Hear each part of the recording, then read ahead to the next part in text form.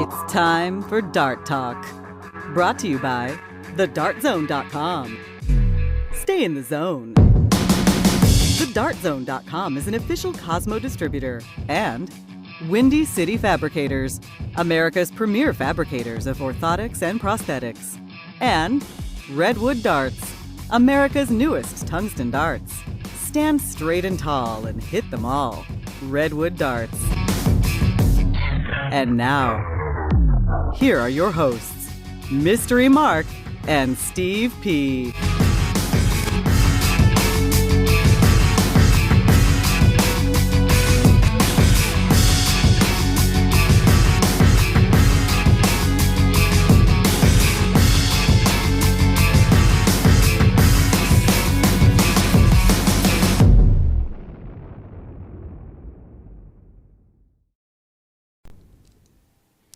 Okay, welcome to Dart Talk. How's it going? Mystery Mark with Steve Panancialman, January 15th. Yes. Yes, it is. Tuesday. 2013. Which means what? Which means I have to start a new archive on YouTube with the 2013 shows, because I put the other ones kind of on the 2012 thing, or rename it. Okay. Do something. That's exciting. Anyway, welcome to Dart Talk, brought to you by the Dart Zone. Stay in the zone. Dartzone.com is an official Cosmo distributor. Also, thank you, Windy City Fabricators and Redwood Darts. Yep. How was your weekend? Not too bad. Watched a lot of football. I hear that you missed it, but Missed pretty much all of it. you were playing darts. How'd that go? I don't know. It went all right. I mean, I didn't play bad. I didn't play good. I just sort of played decent, but I played decent for hours. Yeah. So, and yeah, a couple of great moments, a couple of clutch starts here and there, and I was really good on doubles in the doubles and in the triples. My finishing But not was the pretty singles. good. Right. The singles, I don't know. I lost 201 matches where I kind of like my scoring was a little bit spotty. And then I got double corked 2 legs in a row in the cricket and lost to Todd Bumgarner, who played very, very well. And I don't know. I'm so sick of cricket. Well, he got me in the end. His second leg, I had some chances at the end and didn't. Just needed like one triple here, one triple there, and I'd made it 3 legs and couldn't do it. Didn't work out. No, but it was fun and a great crowd. Actually, we're Good tournament overall. Yeah, great tournament overall. It's always a well-run tournament, always a good bunch of people. We actually have an interview with one of the tournament volunteers. Okay. Which, because I got knocked out so early on Sunday, you were able to do. I had time for interviews. So we have interviews with all the outstanding players of 2012 Nice. and the players of the year. And also one of the tournament staff sat down with us for a few minutes, so we can play that. Also, just so happened, one of the greats, one of the all-time great darters of America stopped by just to kind of like hang out and say hi to people. Jerry That's Umberger. cool. Yeah. So we sat down with him. Is he from that area? Yeah, he's from Pennsylvania. So he sat down with us, and we got about 20 minutes with him, and we'll run that next week. I'm going to have to edit, some of the stuff out. Yeah. And then, sad to say, I wasn't at my best doing these interviews. So the audio is not quite up to our, enormous professional standards. But we'll sure give it we a whack. can get over it.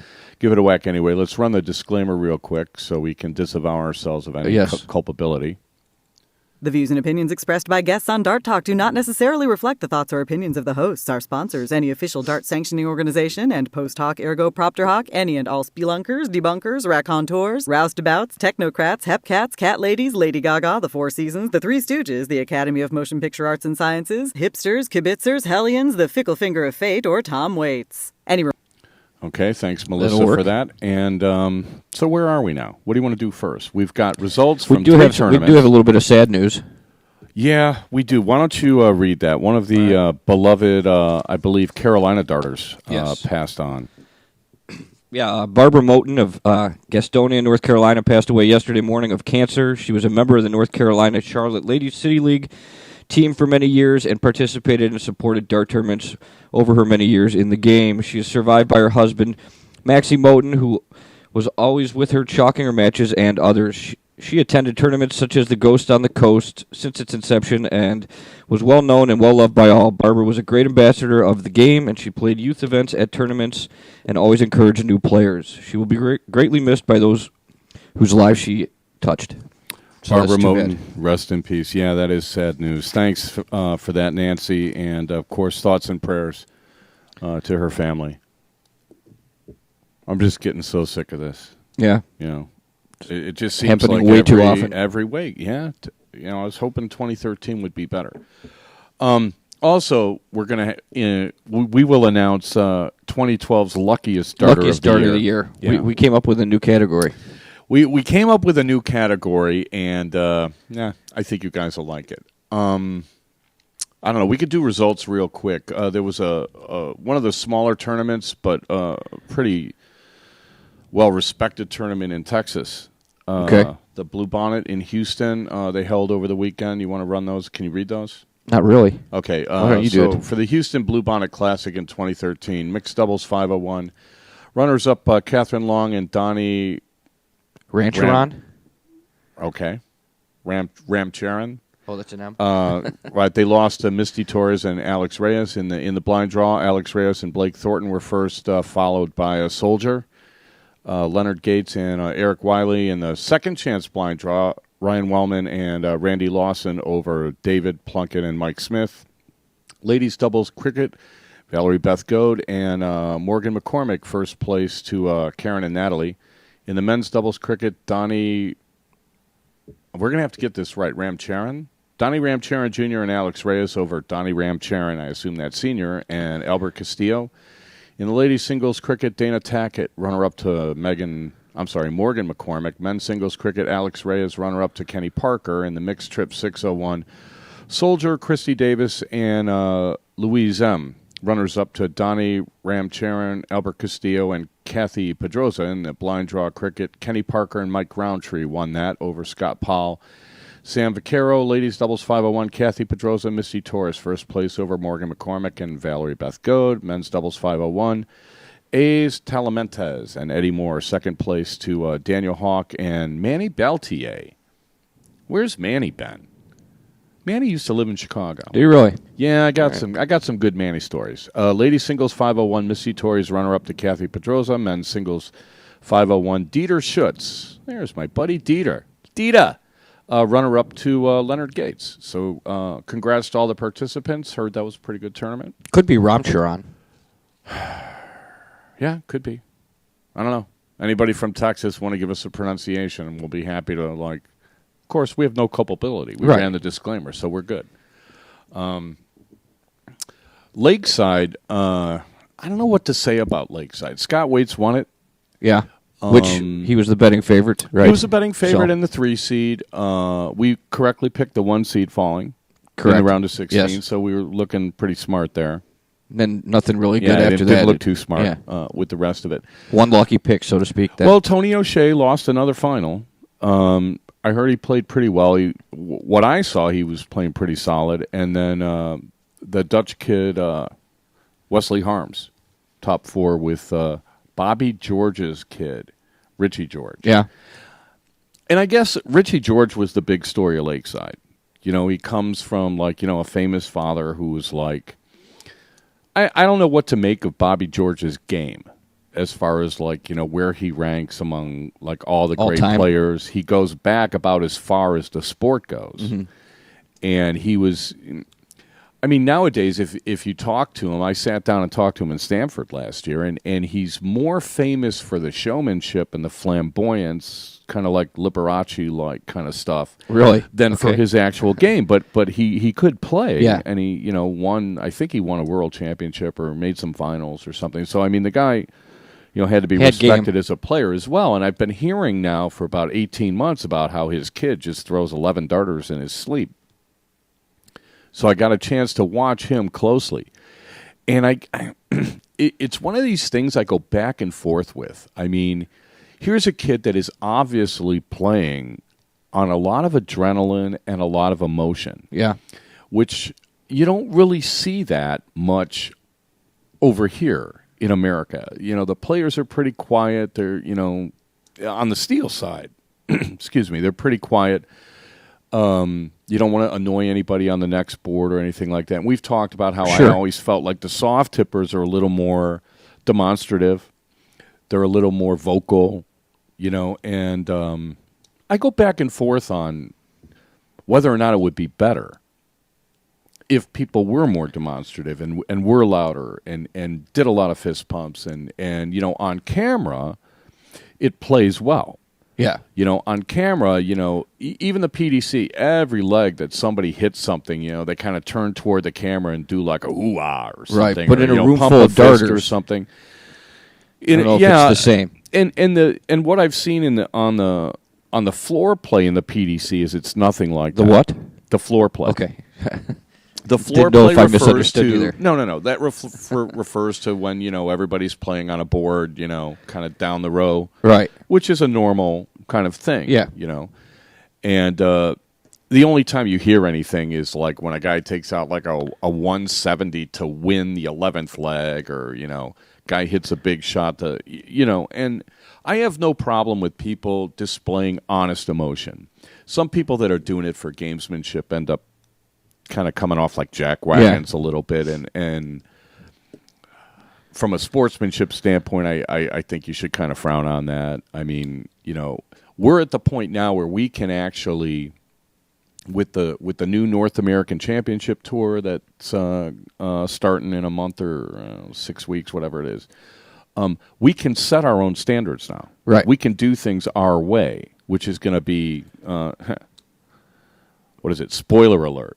Doing things our own way and doing things the American way, you're going to be hearing more and more of. I'm going to be weighing in on this. That's a spoiler alert?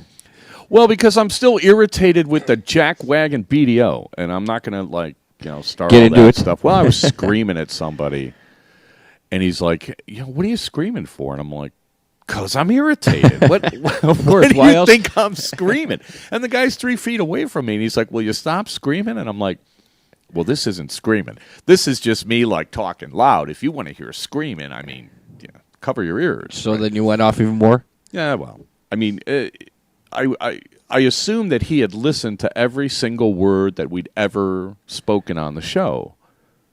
Which was assuming that's not the case. Yeah, that was a mistaken assumption. So let's get to. We'll do the. We have all the results from the Ray Chesney, and we'll get to those. Okay. Yeah, Lakeside. I don't know. There's a rumor that.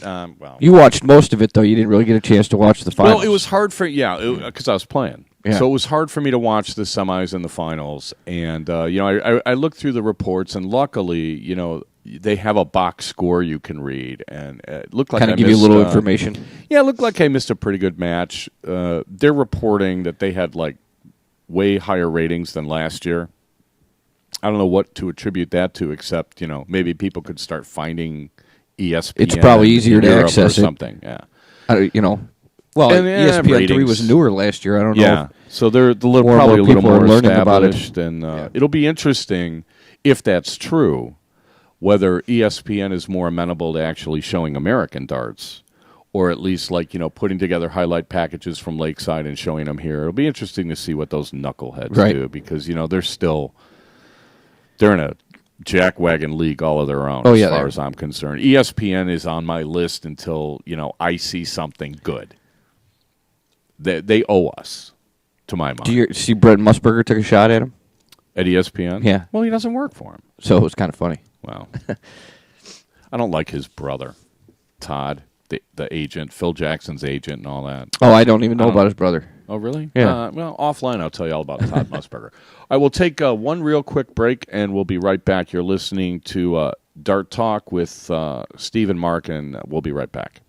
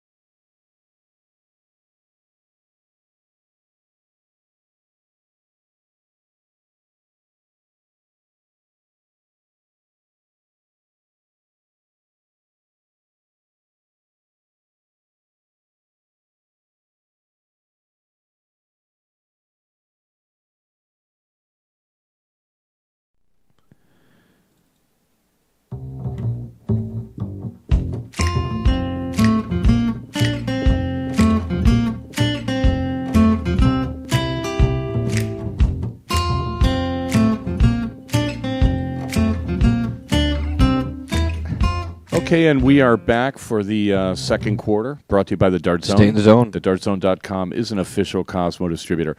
Yeah, I wanted to... Having problems with that exhaust truck again. Yeah, how are we going to do this? Let's do... there was one interesting thing about the Philly tournament that, something that we've talked about before, and that's like the diddle rule. Yeah. Steve hates the ADO diddle rule. You do. Steve hates diddle in every leg. The American Diddle Organization tournament, Steve doesn't like. Steve doesn't like best of three, yada, yada, yada. So, but... It's a shorter list about what Steve does like. Well, Steve likes a lot of things. Cricket's not on that list. Well, no, but they did something different in Philadelphia with the diddle rule. So I sat down with Carl Flaherty, who's one of the guys that was... knows how to pronounce my name, one of the tournament volunteers, and I wanted to ask him about the diddle rule and a couple of other things. So let's it's real quick. Let's run this interview with Carl Flaherty. So we're here in Philadelphia, Pennsylvania, at the Ray Chesney with Carl Flaherty, who's one of the guys behind the desk. Carl, we don't get too many tournament directors and tournament volunteers on the show, so we're happy to have you. Just right off the top of your head, how would you assess the 2013 Ray Chesney Memorial Tournament? Well, Steve, I think our numbers were really good this year, considering what we've gone through with the economy the last several years. Our turnout has plateaued, but we've been able to meet our numbers every year, so that's really good. I think the ladies' turnout was a little stronger this year, which always helps out. Our numbers were down in a couple of the other men's events, but nothing that was going to put anything in jeopardy by any means. So we had a really good turnout. So all in all, a successful tournament. Absolutely, and we're already planning for next year already. So we'll be around for years to come. Awesome. Well, one of the things that we always talk about on the show is, lengthening the format, especially of things like 501 singles.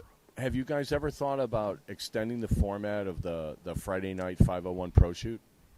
We have not really, and I can tell you why, is that just to give you a little background, the Quaker City English Dart League, of which a lot of our members and the league supports this tournament, our league format, we're team-oriented, we're blue-collar kind of roots for the players that are playing, so the short format tournaments and the objective of having numerous events to give a lot of people a lot of chance to play darts over the weekend kind of comes from what we do with our league.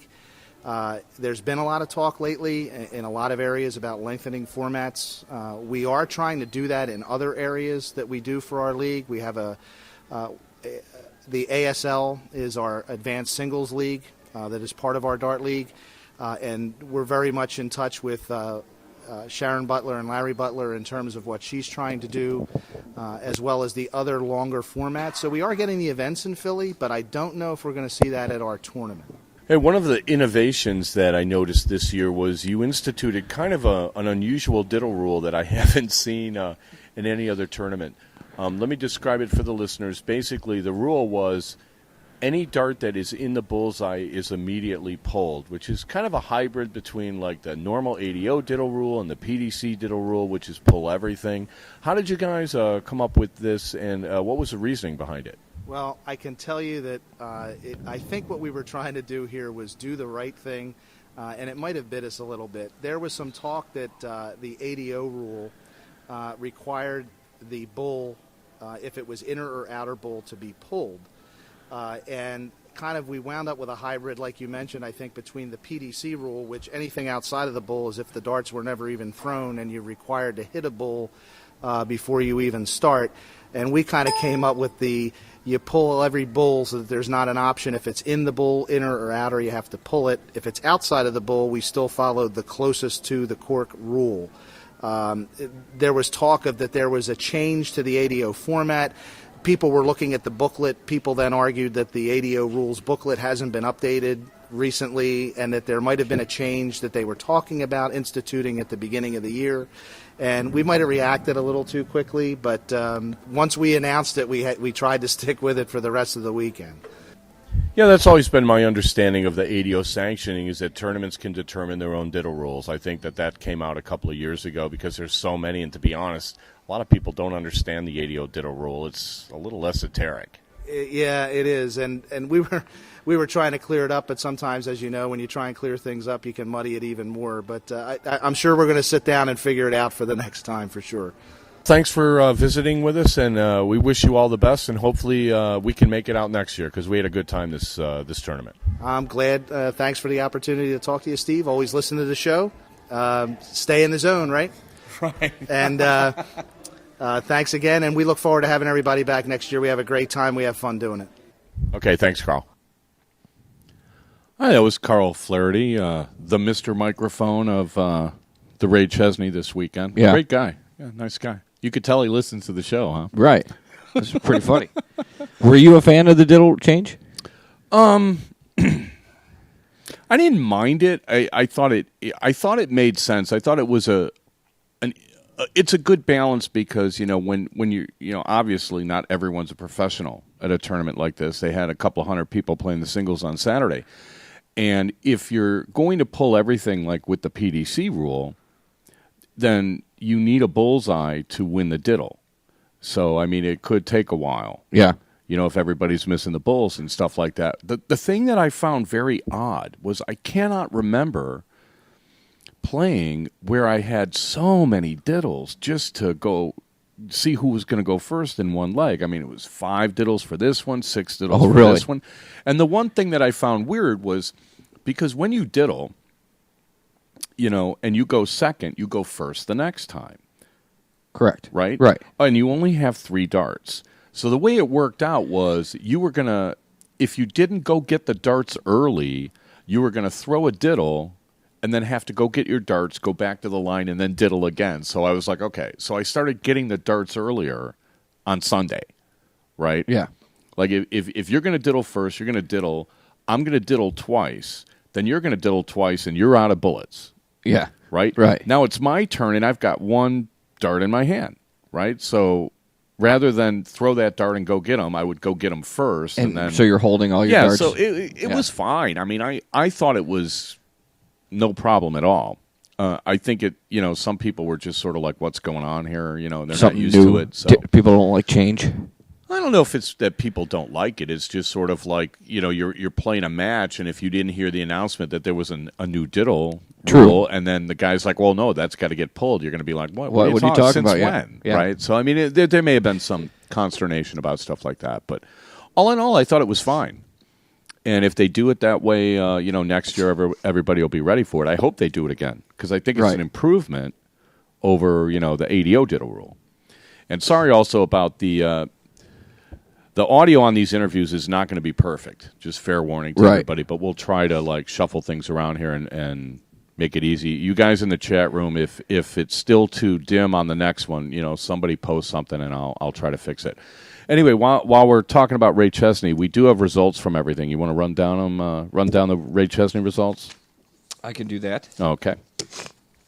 All right. We will start with the Pro Shoot 501 on Friday. Third and fourth, Mark Fair and Benny Emedy. Toby Simcoe second with Nick Lindberg taking first.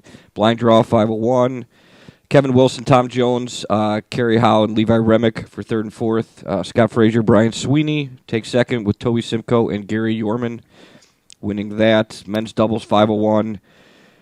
Frank Schmutz, Willie Simpson, Tom Sawyer, Jay Barlow third and fourth. Darren Young, Larry Butler second. Danny Delfino and Ray Carver win men's doubles 501. Women's doubles 501, Gloria Gutierrez, Melise Keel, Paula Murphy, Trish Gressick for third and fourth. Stacy Bromberg, Franny Frederick win second. Kelly West, Robin Curry take first. Men's singles cricket, Jim Widmeyer, Bill Davis third and fourth. Levi Remick second with Nick Lindberg winning that. Women's singles cricket, Kay Hoover third and fourth with Julie Nickel. Stacy Bromberg second. Paula Murphy first. Mixed triples, Ashley Talbot, Alan Johnson, Chris Duthat, Tom Sawyer, Trish Gressick, Jay Barlow, third and fourth. Jim Widmeyer, Timmy O'Gorman, Marsha Locke, second with Steve Panuzzi-Elman, Paula Murphy, Levi Remick, first. That was a fun team. Those guys played good. Paula and Levi played good all day. Yeah. Well, somebody's got to carry you. Yeah. I'm all for it. Blind draw.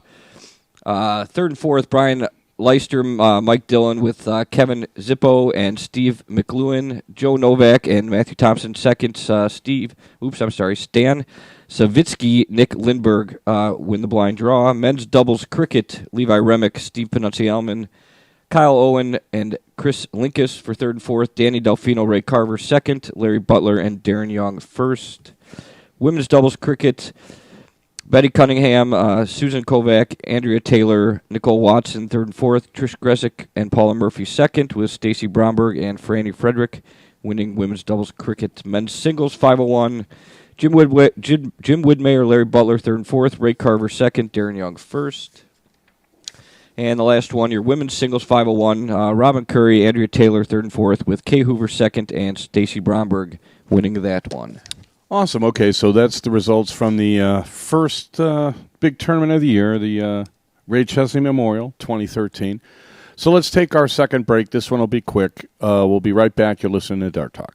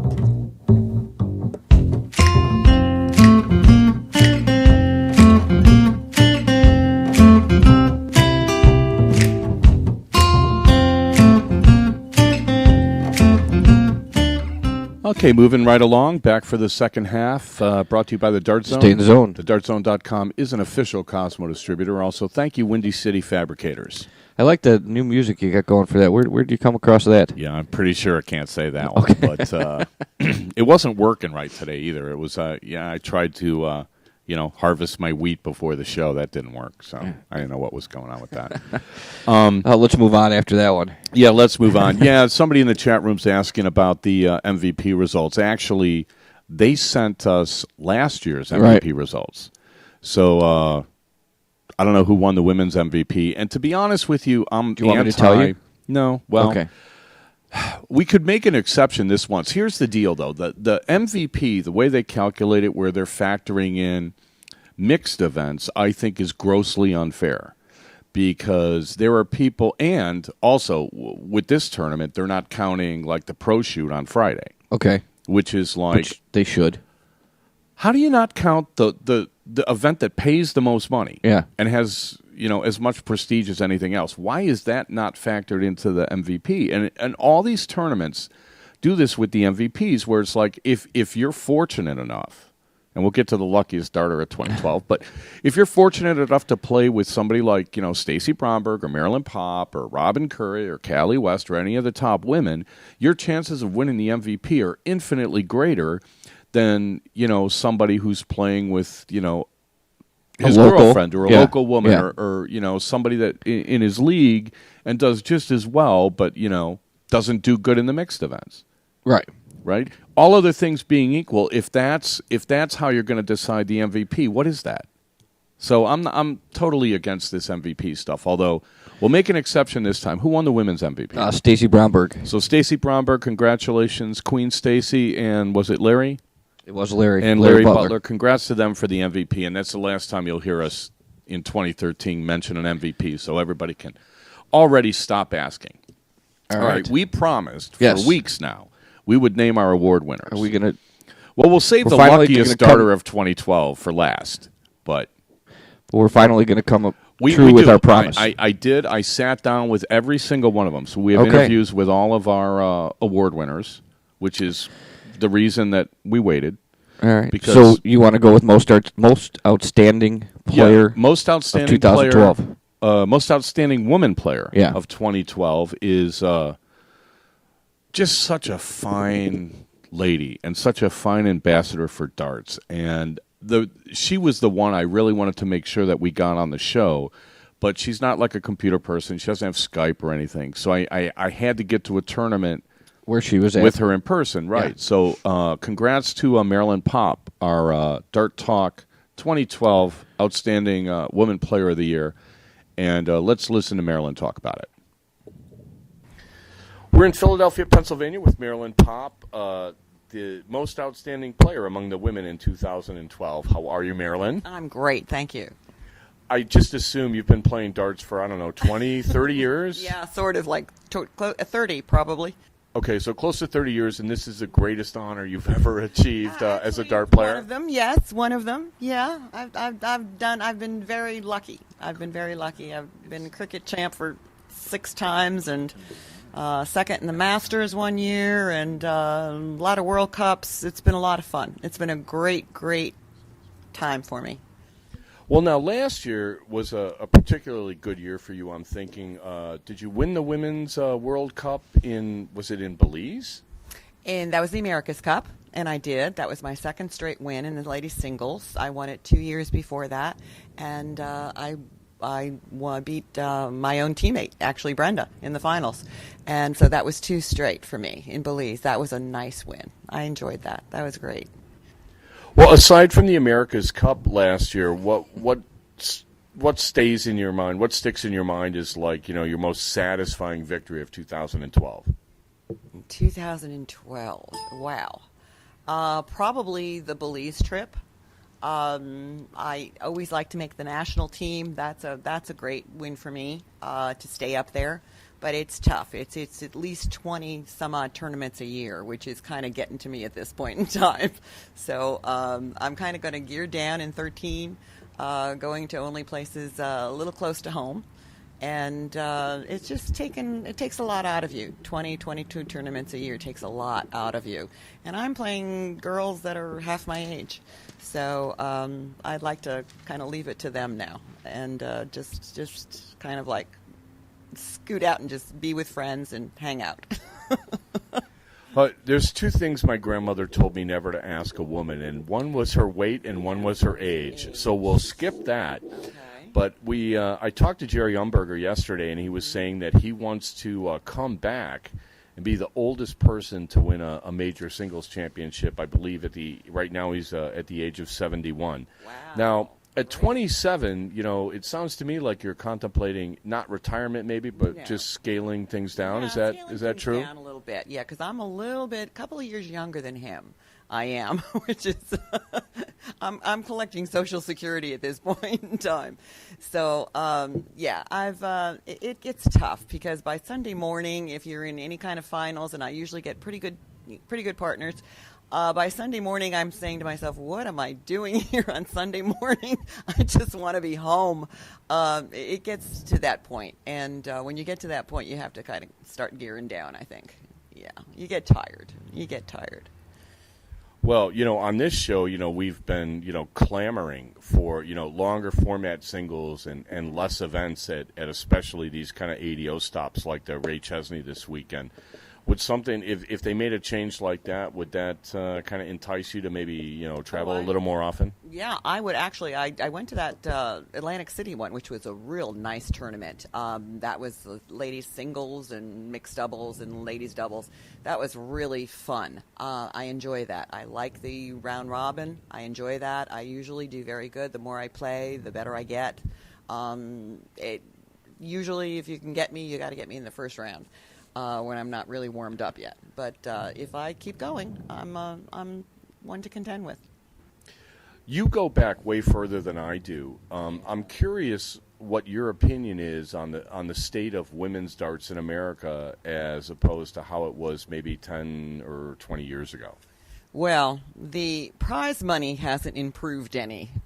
It's very, very difficult. I stopped flying about 3 years ago because I could not make up the amount of money that I spent on airfare, hotel, entry fees, food, liquor, whatever. You can't make it back on the ladies singles. Any of the ladies events. You have to win every single one in order to come ahead. So that's a little bit of a problem. The ladies purses have not improved that much, and it's very difficult to come home a winner money wise, and that's what it's all about, really. Trying to make some money so you can put it back into the next tournament. And it's difficult. There are a lot of good players out there that are just coming out of the woodwork, and these girls are great. And it's tougher and tougher. It gets tougher and tougher. Well, I assume we'll see you in Las Vegas in a couple of weeks at the Cricket National Championship. Yes, I would like to do that. That would be, if I won that would be my 7th cricket championship, and to me that's one of my best accomplishments. Is to win 7 of those. That's a lot, I think. I've only won the 501 championship once, and I think cricket was my game, always my game. I enjoyed cricket. 501 to me was always kind of boring, just going for 20s and hitting your out. Either you hit it or you don't. Cricket was a little bit more finite kind of thing, and I enjoyed cricket a lot. So that was probably in my career, I would say that would be my best accomplishment. Winning 6. I would like to win another one, but we'll see how it goes. Last year, I believe on the show, we kind of complained that they need to start seeding the women's round robin because you're not going to get the best people going through if all the best women are in the same initial round robin group. You want to weigh in on that? Yeah, you have to seed us. You really do. That's what they did in Atlantic City, and that worked out beautifully for me. Because I have gone to tournaments, Virginia Beach, real big tournament, and gotten Stacy Bromberger in the first round. It really doesn't seem fair because you've done so much, and then luck of the draw just is horrible sometimes. It's just terrible, and that's what makes your weekend sometimes is a good luck of the draw. So I think seeding definitely has to be in there, in the mix, definitely in the mix. Okay, aside from seeding, what other changes do you think would, kind of overall help the growth, especially of women's darts in America? Gee, I don't know. That's a good question. I really don't know. As far as helping the growth of women's participation in darts, have you done exhibitions or anything like that you think maybe if we, did more of them, it would help?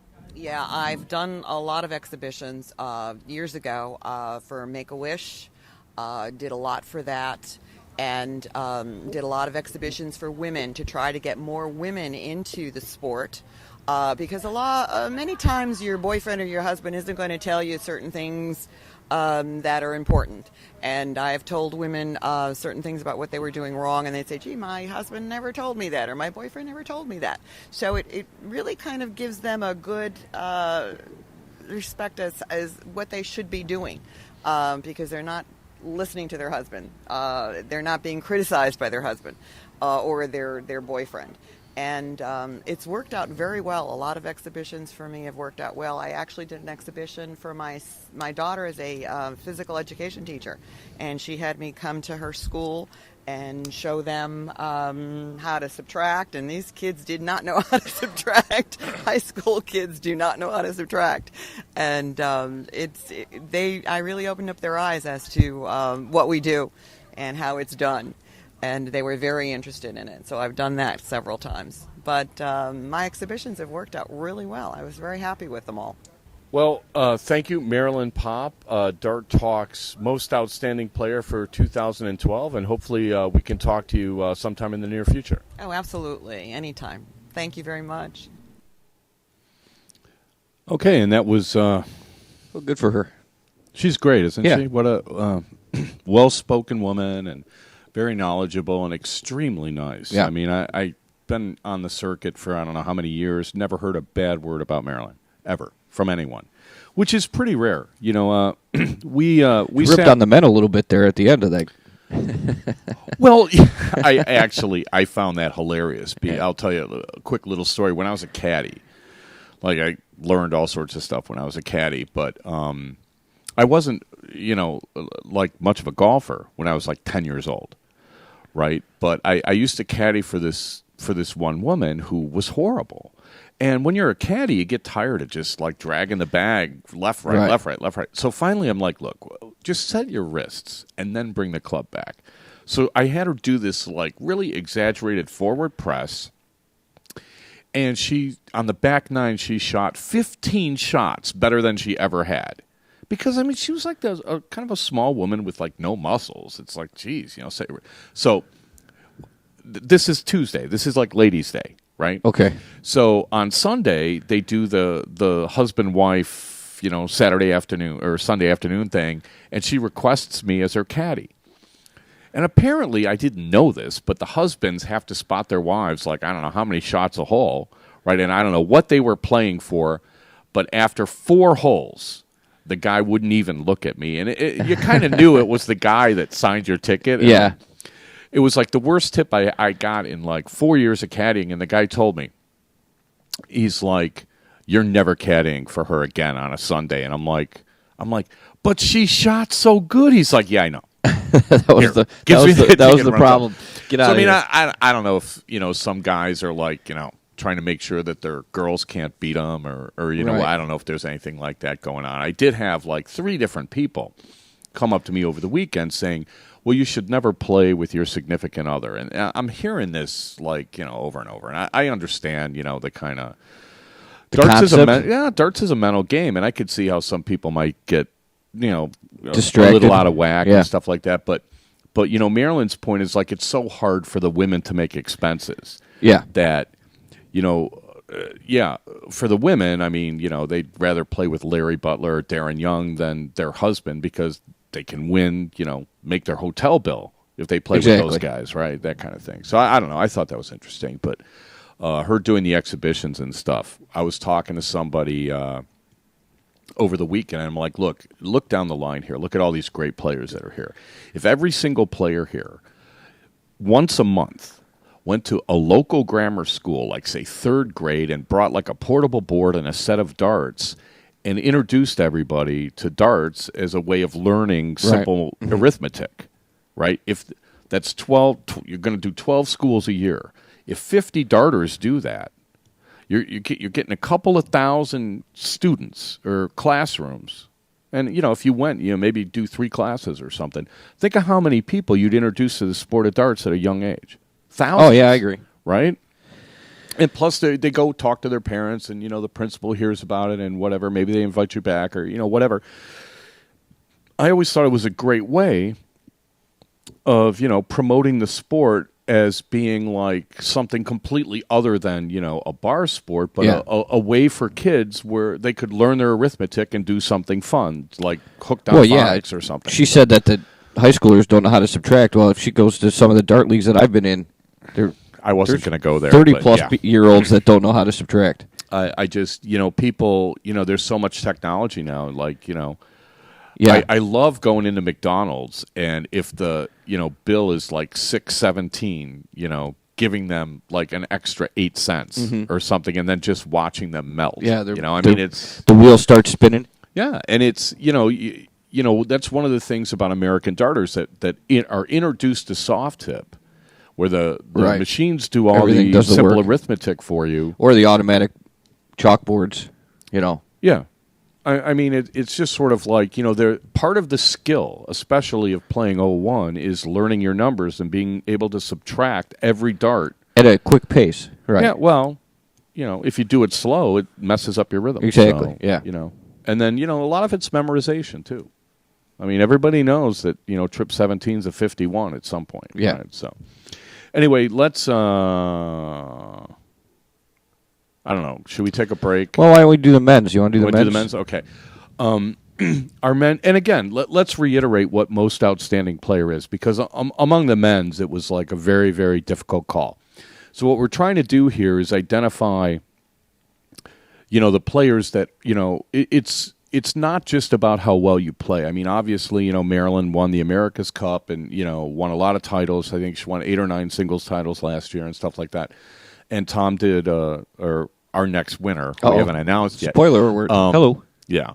Won even more. Okay. But it's also, we're trying to honor people that are good ambassadors for the sport. Now, our men's outstanding player did all sorts of above and beyond kinds of things. And, we'll talk about it after the interview. But our men's most outstanding player for 2012 is Mr. Tom Sawyer. So let's hear what Tom has to say.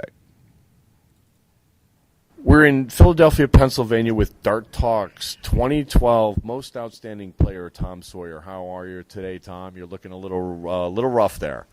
Yeah, feeling a little under the weather, but not bad other than that. A lot better than last night.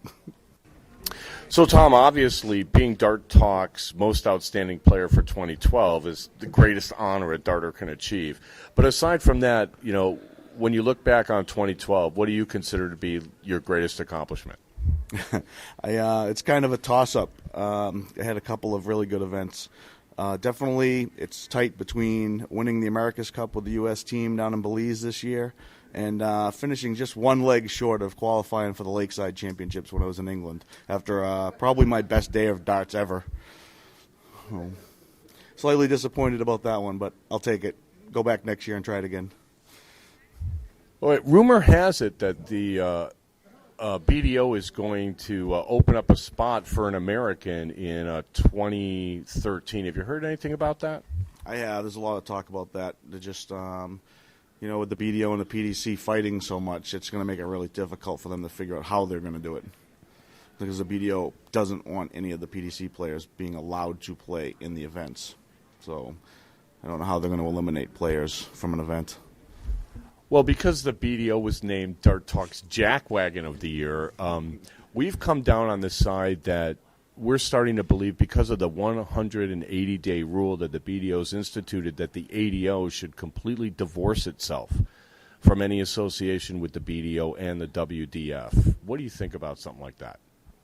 Yeah, I'm completely against this. It's getting ridiculous now. They need to come to terms and get all these companies working together and all these leagues working together so everybody can play and everybody can benefit. It's too much fighting, and it makes it too hard for people to play what they want to play. And it's supposed to be about playing darts, not about, you can play in this league and not that league. If you play with those guys, you can't play with these guys. Soft Tip's doing the same thing with Shelty and Trinidad and Darts Live. They're all doing the same thing. If you sign with one of them, you can't play in any of the other events. So... Well, our show, we may start a crusade against banning anybody. I believe that you're still a member of the ADO. What do you think about the ADO divorcing itself from the BDO and the WDF? Do you think that's a good idea? I don't know if it's a good idea. I'd like to see if they can find a way to work it out first. The WDF doesn't really seem to have a problem with you overlapping events and leagues. It's just the BDO that's being really difficult now. Because from what I've seen, there's a couple of WDF events that are actually PDC sanctioned also, which is kind of odd. But if they can get along, then the BDO should be able to suck it up too and make it so everybody can play. Well, 2012 is over, and 2013's kind of started with you being a little bit under the weather. What kind of goals do you have for 2013? Well, keep up the international stuff. Anything I can qualify for, I want to have a shot at doing it. Try to make good on what I did last year, and try to stay up there, at least top 6, make the national team. I'd obviously like to finish number 1 because it's been a little tough to do. Larry seems to just run away from me at the end of the year. But he does get to play a little bit more than I do. Possibly some new job opportunities coming up for me, which will allow me more time to travel and play, so we'll see what happens. One of the things that I thought was really impressive about your 2012 season was, for the first time, you played soft tip and finished in the top 4 at the Darts Live event in Las Vegas. Tell us a little bit about that. Yeah, that was definitely interesting. I've had my doubles partner, Tom Curtin, trying to get me to play soft tip for years. and just never had a desire to do it. Played a couple little tiny local tournaments, goofing around, and that was the first major event, and it was definitely interesting. A lot more excitement at a soft tip tournament than the steel tip tournament. A lot more interest in watching matches. Seems like when you go to a steel tip event, nobody really wants to pay attention. You get a handful of people watching the finals. They pretty much stop everything, and everyone goes and sits and watches the final events and the big stage matches. So they help create that excitement and attraction to watching these matches. I want to wish good luck to all my partners and people I'm playing with this year. I'm shuffling around a little bit with my regular doubles partner not getting out too much this year, so we'll see what happens. We'll be bouncing around a little bit. So it should make for a little more interesting of a season for me. That's interesting that you bring that up. There's only a few teams that I see on the circuit where it's always the same guys playing doubles with each other. It's always Tom and Tom. It was always Larry and Bob. It was always Gordon and DJ. It was always Widmer and O'Gorman. But because Tom Curtin's not going to be on the circuit this year, you're scrambling for partners. And you played with, I believe, somebody you've never played with before this weekend in Philadelphia. How was that for you? It was good. It's someone I've actually wanted to play with for a long time, but it's hard to get an opportunity. I play with Jason Barlow from Canada. A lot of fun to play with, good guy. I'm playing with Robbie Phillips in Las Vegas, so that will be my second time playing with Robbie. And I've probably going to set up a few times with him and Joe Cheney possibly a little bit too this year and see how that goes. He's a lot of fun to play with too. Well, yeah, we like Joe. Joe's a big friend of the show. As far as Robbie Phillips goes, the only question that we ask, does he have the sharpest elbows you've ever seen? He does have some skinny little elbows on him, but he throws a hell of a dart. So I'll give him a shot anytime he wants to play. Well, Tom, we wish you all the best in 2013, and thanks for stopping by. Hopefully we can talk to you again real soon. All right, no problem. I'll talk to you later, and this is Dart Talk. All right, nice little plug at the end there. That was Tom Sawyer. Well, it's good. We've been around a little bit now, so people are kind of used to the show. And Tom's a good guy. I mean, where's he from? He's from outside of Boston, Massachusetts, and he actually beat me in the pro shoot Friday night and threw a 13-darter and a 15-darter, and then the next leg or the next match, I watched him miss 15 darts in doubles, and countless amounts I really of doubles. Kind of wanted to kill him, but we love Tom. Tom's a good guy, and he's a great ambassador, for this sport. Yeah, he's kind of an even keel guy. Just shows up and plays, not a lot of drama, and seems to share a few of the opinions. Yeah, not necessarily expressed by others. I didn't want to start an argument with him, but the WDF is in charge of the America's Cup and the World's Cup teams, and they bounced Stacy Bromberg off the team, year and a half ago, whatever it was, because she didn't play the required number of BDO events as opposed to PDC events. And there was, I don't know if you remember that show, but there's a lot of big to-do about that. And, I'm going to keep harping on this. If these organizations are going to tell us who's going to be on the team based on where they play and what they play, I don't think we should bother with them. I think we should tell them to, take their cup and fill it with, something foul and guzzle. It's kind of like where I'm coming from on this. So I'm not going to harp on it anymore today. Let's take one more break, and then we'll be back with the men's and women's player of the year. You're listening to Dart Talk.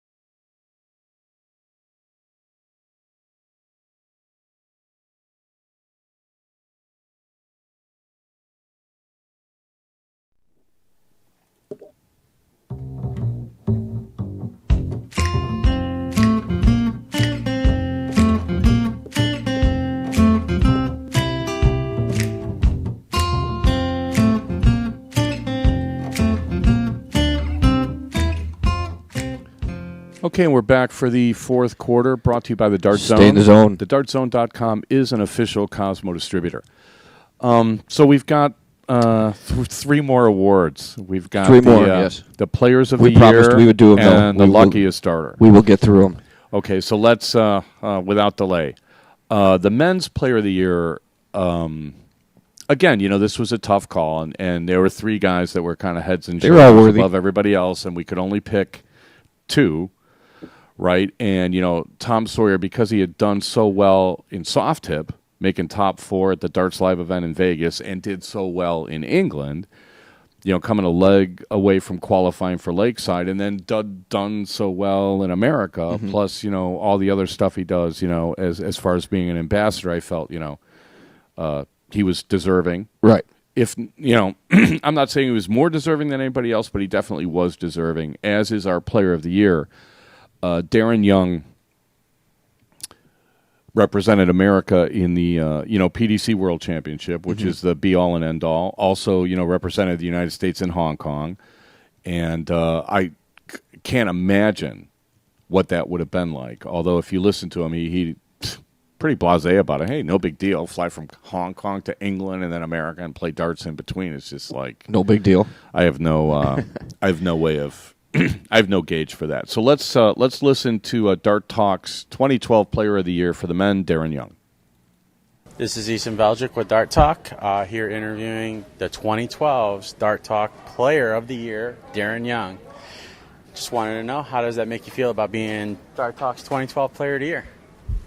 Well, that sounds like a privilege. I was unaware that I was the 2012 Dart Talk Player of the Year, but I appreciate that, and whoever voted for me to win that, I appreciate the votes. Well, that's good to hear. We congratulate you for that as well. Thank you. Just wondering, over the year of 2012, what are some of your biggest accomplishments that you feel that you have achieved? My biggest accomplishments for 2012. Well, I started off fairly slow. Didn't win a lot of tournaments. Qualified for the World Championships, which was an accomplishment for me. That was the biggest goal of the year. Come up runner-up in 3 of the North American Open events. Didn't win any, but finished second, which is a valiant finish in each event. Come up short in each one. Went to the World Championships, played fairly well. Felt I could have won that game against Colin Lloyd this year, but I came up short again. But I played pretty well. I won the Which City Open first year back, won the cricket singles there. Went on a bit of run, won the cricket singles at the Buckeye, won both singles at the Seacoast. So I finished strong towards the end of the year, going into the World Championship, just fell in short. But looking forward to the World Cup event with Larry Butler coming up next month. Oh, here in 2013, they just announced that in the PDC. Congratulations, by the way, on that. Thank you. Just looking at, since you've played in the World Championships this past year, in the PDC World Championships, that is, and you had carried on prior to that to Hong Kong and played into the Darts Live event, how did that affect you in your dart play from the Darts Live event straight into the World Championships itself, with travel and play and so forth? Well, I don't know that it really affected me negatively at all. I went to the Darts Live event. I was unfortunate. I lost my first game to a very good Chinese player in the first round. So it was very disappointing to lose the first game in the Darts Live event. But come back, went to the World Championships, felt I played okay. Had opportunities to win, should have won the game, just didn't get it done. But I don't think it hindered me or it was a negative effect anyway. Okay. What are some of your goals looking forward into the 2013 outside of the World Cup with Larry Butler here going forward? 2013, what does that have in store for me? Well, you know what? I'm looking for darts to grow in America. I think I talked to a few people, talked to some pretty high-up people that have a little bit of money, and maybe we can get some money involved in this American game and make darts a little different here in the United States. I think we have the biggest contingent of dart players per se for a country. I mean, there's millions of people that play darts in America. And if we could get that game, through to the millions of people that play darts in America, that you can actually play this game and win some significant money in the events, it could turn professional here in this country. So my goal for 2013 is promote the game of darts, hopefully make this game a sport where we can have not only 2 or 3 guys in America make a living out of playing darts, but 12 to 15 to 20 people make a living out of just playing darts in America and promoting the game of darts. So I think that is something that we should all strive for as dart players and promoters of the game. And that's something that if we can incorporate some big money sponsors into the game, and that would make this game grow and grow and grow. So my goal for 2013 is to make the sport of darts grow in America. This is Easton Veldrick reporting here at the Ray Chesney. Thank you. Thanks, Easton. Appreciate it. Have a good day. Okay. All right, thanks to Easton for helping out with the interview there. We had our special correspondent, Easton Veldrick, on the job talking to Darin there. Sounds like Darren's been listening to the show. Doesn't it? Yeah. It's funny how that works. If we say it, it will happen. Well, so. I mean, he's got a good point, though. I mean, that's what we're trying to accomplish. Well, yeah, and, Darin, these guys that travel internationally, I think, have an opportunity to talk to, more people that are involved in the promotion and the sponsorship and stuff like that. So I would assume that Darin's pretty well connected with that. So it seems to me that that's kind of encouraging to hear him say absolutely something like that, and hopefully we'll hear some good news about stuff like this down the road. Sorry, got a little bit of a cold here.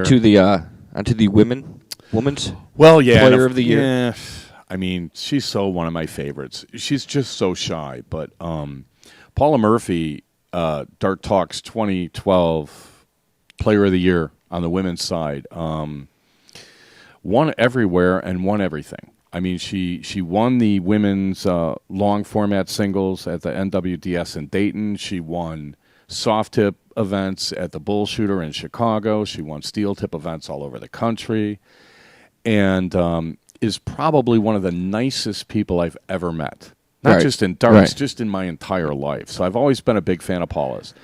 And I got a chance to play with her over the weekend, and she's just so smooth. That's her nickname. So smooth and steady, and just, of all the personalities to emulate, as far as like if you want to be a successful darter, I would look at Paula as well as start there.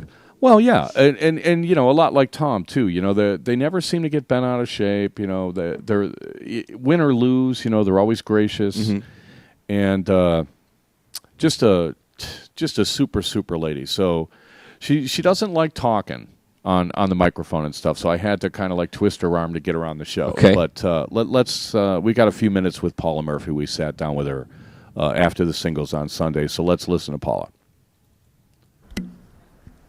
So we're here in Philadelphia, Pennsylvania, with Paula Murphy, Dart Talk's 2012 Player of the Year in the women's division. How are you today, Paula? Oh, I'm doing okay. Obviously, being the most outstanding player, Dart Talk's most outstanding Player of the Year is the greatest honor a darter could achieve. But aside from that, looking back on 2012, what was like your most favorite memory, or what you consider your most significant win? Oh, Dayton, absolutely. There's a lot of really, really good shooters, and wow, I think my most favorite was against Callie. I hate to say that, but I threw really, really well. I like the long format because I feel that in that you have to have stamina in order to win. And if 2 out of 3, it's over so quick. If you get some lucky darts, you're done. But you've got a chance, so you're going to stay with it, which is what I did because I lost the first 2 against Andrea. And I just got my focus back, and I came back, and I won the next 4. And I think she won the next 1 or 2, and ended up beating her 7-5. I wasn't, I got my focus on and went with it. On our show, we've been big advocates of longer formats, especially for singles events, because, we always argue that it brings out your best darts. You're able to get in a rhythm. You're able to kind of use your whole repertoire as far as playing, whereas like in shorter formats, by the time you're warmed up, sometimes it's over. Would you agree with that? Yeah, I think actually in the shorter formats, you tend to get a little bit more stressed because, like, if I don't win these 2, I'm done. Where, okay, I lost the 2 to Andrea, like, okay, no problem. She still has to beat me 5, and I still have a shot. So that made me relax and start throwing my darts. I found I was struggling on the 20, and I just went back to throwing on 19s, and once I got my stroke on the 19s, I just wailed on it. And it kind of took her out of her game. You've also done very well playing soft tip during the year, especially I remember seeing you win events at the Bullshooter. Do you find it difficult going back and forth between steel and soft tip? Yeah, because I threw an 18-gram dart in soft tip, but I throw a 24 in steel, and I find that I have to change my stroke. Where I can throw a little straighter with steel, I have to lob it with my soft tips. So it does definitely, it changes. So are you one of these people that plays soft tip for 6 weeks and then steel for a month, or are you constantly changing, back and forth, and now you have to develop 2 separate strokes? Well, I throw a lot of soft tip luck of the draws at home during the week.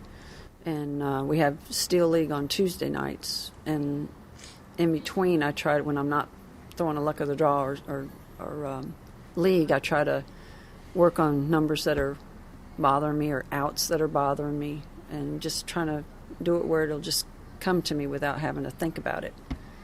That's part of my problem. Sometimes I start thinking, and then I lose my focus. All right, well, you're the first 2-time winner. In 2011, you were the most outstanding player. In 2012, you're Player of the Year. What are your goals for 2013? Win as many as I can. Well, Paula, thanks for stopping by. We wish you all the best in 2013, and hopefully we'll be able to talk to you again real soon. Thank you for having me. Well, 2012's First Lady of Darts, Paula Murphy. Sounds like Good on you, Paula. an honest goal. Well, Why not?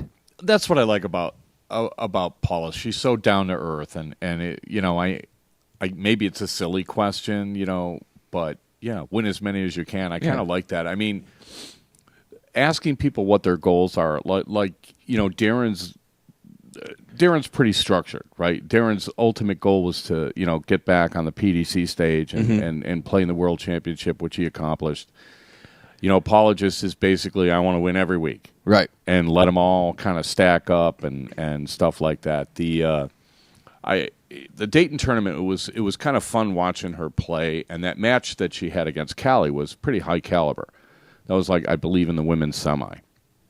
So it was, I cut the part after the interview. She's just kind of laughing, saying she felt like she was like taking a test in school. Really? And I'm like, oh, the interviews are supposed to be fun. Yeah. I guess, maybe. It's not a stress test. I'm not as much fun as some people, apparently. But so that was good. So there's your, we finally named our award winners. Finally. Or at we least we knew we'd get to it eventually. I'm glad we got them on the show anyway. Yeah. The luckiest player of the year is have one Williston more. in the chat room? No. Darn. I haven't seen him all in Maybe there all he's night. boycotting the show. He must be, because he hasn't been in all night. Well, he's unlucky to miss this. Or he's decided to wrestle another alligator. I thought he retired from He did. that. Didn't he say he could? Maybe we drove him nuts and he had to go back and do it. Well, and then, I've been like, On Demand has True Blood, right? This show, this vampire show that's set in Louisiana, and he's from Louisiana, and they got the guy that's a spitting image of him, the sheriff and stuff. So, and then you can watch them. I'm one show I can watch in like 20 minutes, because as soon as they cut to these two people, I just fast forward. I don't really care what happens to them. I just want to kind of see what happens to the main characters and stuff. So, I was kind of funny, but I was thinking, because a bunch of these interviews, people were talking about luck, and Williston was like, took umbrage, or, took offense to what I said on the other thing, and I was thinking, well, who was the luckiest starter in 2012? What would the criteria be? Well, the criteria was, what we did was we got I got 20 minutes of share time on a Cray supercomputer. So what I did was I put in all the head-to-head match results I could find. And then once those were spit out, they went immediately into the shredder because I decided we needed a different criteria for who was lucky. Yeah. Right? So we have our top 5. Okay. So our top 5 right now is in no particular order. Right. Kevin Jenkinson and Gordon Dixon, because they both married like 2 of the most fabulous ladies that I know. Okay. Like Gordon married Tara, and Kevin married Jenmo. Definitely lucky then. Gotta figure those are waking up feeling lucky every morning. And then, for second and third, I figured Chris Helms and DJ Sayer. DJ Sayer survived a car wreck that could have, ended his career. Way more than a sprained ankle and a cut tongue. And then Chris Helms has made a recovery from falling off the second floor or second story roof. So he's got to feel like he's the luckiest guy alive. So those 2 guys, and then I had to pick somebody. And since I was screaming at him in Philadelphia. From 3 feet away? Yeah, pretty much. The same guy that won is the same guy that you were screaming at? We went on for 10 minutes, when we first got in the dart hall on Sunday. I don't know why I was, kind of feeling so frisky. But here's a guy who is lucky in a number of ways. He's married to a fabulous woman who supports this game, and Sleepy Kramer. And he was able to play when darts was at its heyday in America. And, he won the North American Open, and on YouTube somewhere you can see, tape of it where there's like, hundreds of people in the stands and stuff like that. So it was like the biggest dart production that I've seen up until hopefully what we see this year with some of the live streaming and stuff like that. Like the darts live crowd was huge in Las Vegas last year. Also, the guy has come back from a stroke where he's, getting his game back, which, I talked to him for a while about it, and he basically had to teach himself how to throw darts again because, his arm and his body and, the feeling in his fingers and stuff isn't working the way it used to. And, of course, what he mentioned to me was he still has, his mind. His mind was always in the game, and he hasn't forgotten all just the lost things a little that bit he of his learned. motor skills. Well, yeah, and he's slowly getting them back, and he's he keeps working at it and stuff like that, and he's got to feel like he's about the luckiest guy alive because he can still participate in the sport he loves. So 2012's unofficial luckiest dart player of the year is J.K. John Kramer. All right. So congrats to him. I'm sure he would love to do an interview on that one. Well, he does. He does listen to the show. I don't know that he really wants to come on, but he's welcome to come on anytime he wants. And just a heads up for next week, we'll sit down. We'll run that interview with Jerry Young. Will we call it, unofficially the Scott Wollaston Dart Talk? Should we name it after Wollaston? Yes, the Scott Wollaston Memorial Luckiest Dart Player of 2012. Yeah. You know what? That's a good idea. We might have to do that. We need his permission. I'm pretty sure that when I walk into the dart hall in Vegas, Wollaston's going to find me relatively quickly. Sure I'm looking forward to that.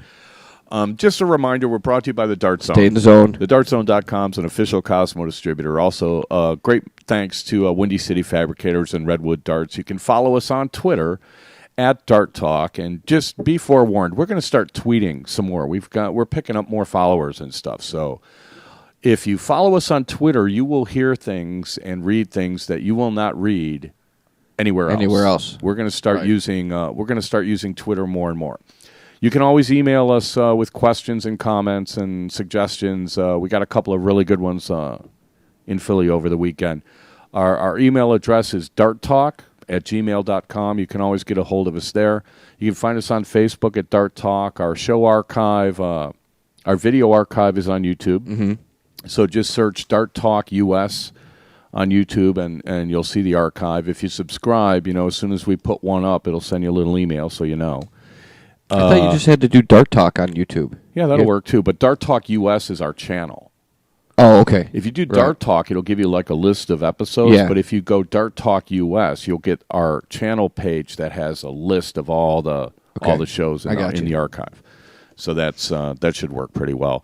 Our website, waiting on some software. All right. And then as soon as we get that up. Still making progress. Well, yeah. I'm hoping. I thought I was going to pick it up this weekend, but hopefully I'll have it by the end of the week. So darttalk.us is our website. So you guys keep checking on that.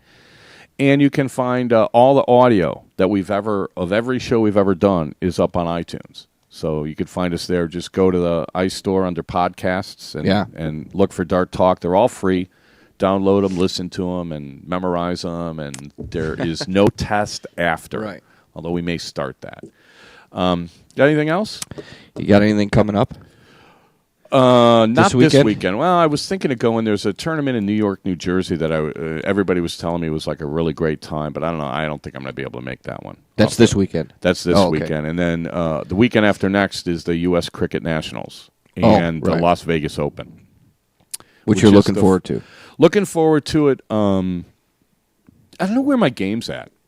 The one thing I was happy about was I didn't revert to my old grip. I used my new grip the whole time, all weekend, stuck with it, and it felt natural. It didn't, I wasn't totally unhappy with the way I played, but hopefully I'll be a little sharper come Vegas and get better results. Had a great time playing with Levi Remick, last year's newcomer of the year. Yeah, played the doubles with him, and we got top 8, top 4. If I'd played better, we'd have gotten a little further, and we won the triples with First Lady Paula Murphy, of course, and Levi Remick. Right. So I played with award winners all weekend. So it's nice to be carried. I kind of like that. I mean, they didn't bring a gurney and like an IV or anything, but it was a lot of fun, and I really enjoyed playing with those guys. Hopefully we can do it again soon. I'm going to play with Paula in Vegas, so looking forward to that. Good. Anyway, for Mystery Mark, Steve Pananciaman signing off, and we'll be back same time next week. Until then, thanks everybody for listening. Take care and safe travels.